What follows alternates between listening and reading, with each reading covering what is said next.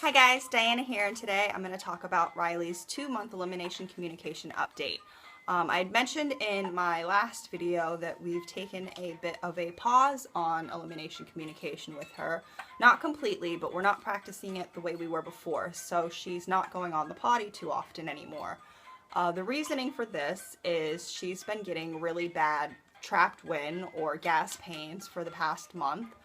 I wouldn't actually call her a colicky baby because she doesn't, there's supposedly guidelines for what a colicky baby is, and that means that they like cry for like 3 hours straight, like at least 3 times a week. Her crying spells are actually fairly short-lived, but it's because we bring attention to them very quickly and she is constantly held. So, I mean, honestly, like in the course of 24 hours on a bad day, she probably still only cries maybe about an hour total. And at one time, I mean, a long crying spell for her would mean that it takes us 15 minutes to like calm her down. Most of the times when she starts crying, we can pick her up and she'll either immediately stop crying or she'll stop crying within 5 minutes. That being said, like 15 minutes of a crying baby can feel like a lifetime. So there's that. But yeah, so she doesn't actually follow the guidelines for a colicky baby, but she does have a lot of gas pains, and she deals with gas pains all throughout the day. Like throughout the day, you can see her, you know, sometimes her face will just scrunch up into a very uncomfortable position, and you can tell that she's like working on pushing out gas. So because of this, we've stopped putting her on the potty as often because it's hard to tell when she's trying to poop now, because basically she's always pushing and she's always making signs for pushing, and she makes the same sound, her little sound, when she's trying to push out gas versus pushing out actual poop. So the problem with putting her on the potty is when she first started getting a lot of gas pains, she has hiccups right now. When she first started getting a lot of gas pains, she was, we were putting her on the potty every time she was queuing. Well, we thought that she was queuing, and if it was just gas and there wasn't poop coming out, she would end up screaming and crying because she was in so much pain. And honestly, as far as dealing with her when she's screaming and crying, like, I don't mind it so much. I mean, of course it's stressful and it causes anxiety when your baby's crying, but it's not so bad to deal with. But the problem I have with doing that to her is I know that she's in a lot of pain and I don't want to put her under that stress. I know it's normal for a baby to cry because that's their way of communicating with you, but you know, when I know that she's in stress and she's in pain, I don't want to do that to her if I can avoid it. And the fact of the matter is, by not putting her on the potty, she definitely would get less pains, because putting her on the potty signaled for her to like push with all her might and really hard.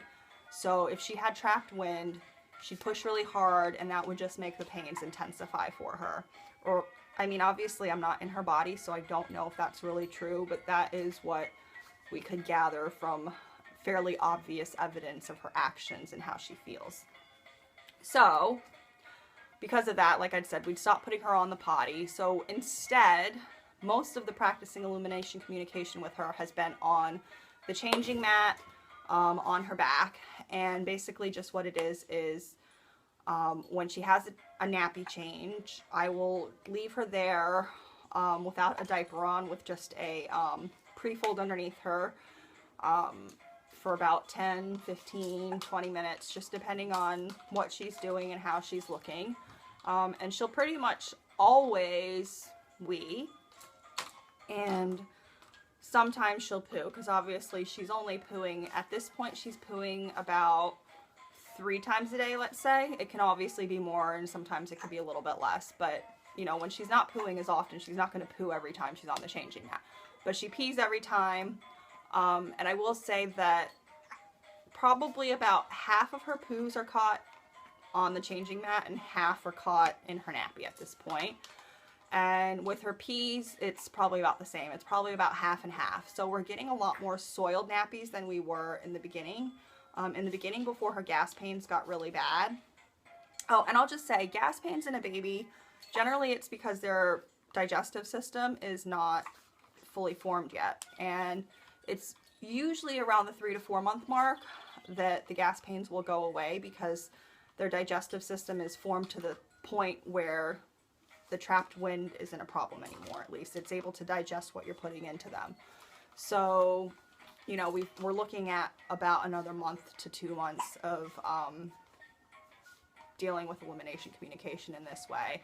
And once she stops having the gas pains, we'll start introducing her to the potty again.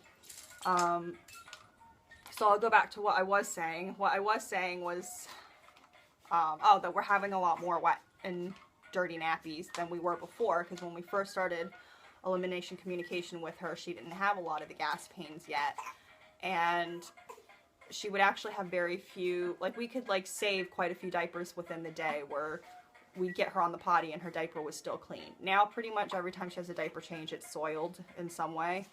Yeah, so that's kind of a bummer, because she's definitely having a lot more wetness against her booty that she's used to feeling at this point, so she doesn't really complain now when she has a wet diaper like she used to. She used to hate being in a wet diaper, but that's just, you know, it's part of the learning curve. She's still very aware when she's pooing and peeing, so she still is very aware of those sensations, so I'm not actually worried about dealing with the elimination communication on the potty once we get there again.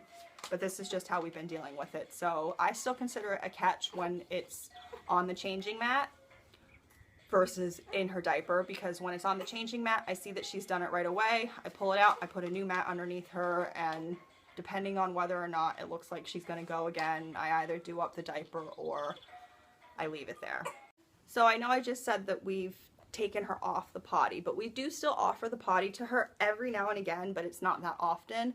And it's pretty much just for wee. So at this point, she pretty much only will wee in the potty, and that's only because if I see her pushing really hard, I'll generally take her right off. And if she's gonna poo, she will start pushing really hard, and she pretty much always starts crying at this point because of the gas pains that are associated with it. So she does still pee in the potty. She still knows how to pee in the potty. It's just not as often as it was before, because we just don't offer it as often. Because most times when we offer it, she will start pushing really hard and start crying. So, you know, there's that. And it's, when she was younger, I say younger, she's only 2 months old. When she, you know, at her 1 month update, when she was like doing elimination communication, she wasn't as gassy, so she would cry sometimes when we put her on the potty, and it wouldn't bother us, because as soon as she was done, she would stop crying, and it was really easy to console her.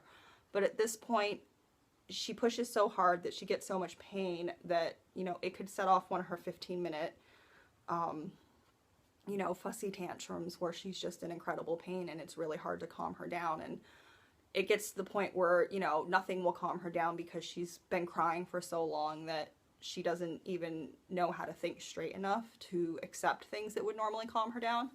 So yeah, that's why we've taken a little bit of a break. But like I said, doing it the way we've been doing it, like just catching it on the changing mat, that still keeps her very aware of her sensations. And she does know, like, once I take her diaper off, she very, like, visually you can see that she's actually like trying to pee, trying to poo.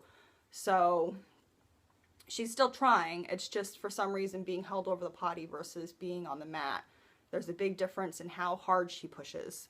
So that's how we're doing elimination communication right now with a 2-month-old. You know, if you have the same problem with your baby, maybe this will be helpful. Or at least, you know, if you've been disheartened on like not being able to deal with putting your baby on the potty anymore, you know, you can have hope that there's light at the end of the tunnel, because I'm not worried that, you know, by 4 months that we can start introducing her back to the potty, and I'm not expecting to have any problems with it. Are we? No, you like going to poop and pee, don't you? You do. Let me look over my notes, make sure I did every topic that I wanted to. Yep, that's it. Oh, the one more thing that I wanted to talk about. I love how I just read through my notes and I was like, yeah, I've talked about all of it. And then I thought, oh wait, no, that last one that I read, I didn't talk about yet. The one thing that I need to be better about is she's still aware of her P's and poos, but A lot of times when she's on the mat, and this is the horrible thing, like, because it's so obvious when she's peeing and pooing, but a lot of times when she's on the mat, I've been getting lazy about cueing her. So a lot of times I'll see her poo or I'll see her pee and I'll just be like, oh, good girl, oh, that must feel so much better for you. Fail, fail, fail, mommy. I forget to make the psst sound or the sound depending on what's appropriate. So I definitely need to work on being better about my cueing so that when we do put her back on the potty, she like still associates those sounds with going, so she knows, you know, what to try to do. Because obviously that'll make things go a lot smoother when we try putting her back on the potty again. When we put her on the potty now to pee, we do still make the cueing sound. It's just when she's on the changing table, a lot of times I forget. So I will definitely, I realized that I'd stopped cueing her just a few days ago. So now sometimes when she does it, I cue it, and sometimes I don't because I still forget sometimes, but it is like becoming more of a habit for me again, so I'm getting better about it. But yeah, I think both me and my husband have been slipping on that, so it's just a reminder that we have to make for ourselves to cue her. And that's it. So 2-month update. Woo! Yeah, I don't know how to say goodbye. Goodbye! See you guys later. Cutie booty!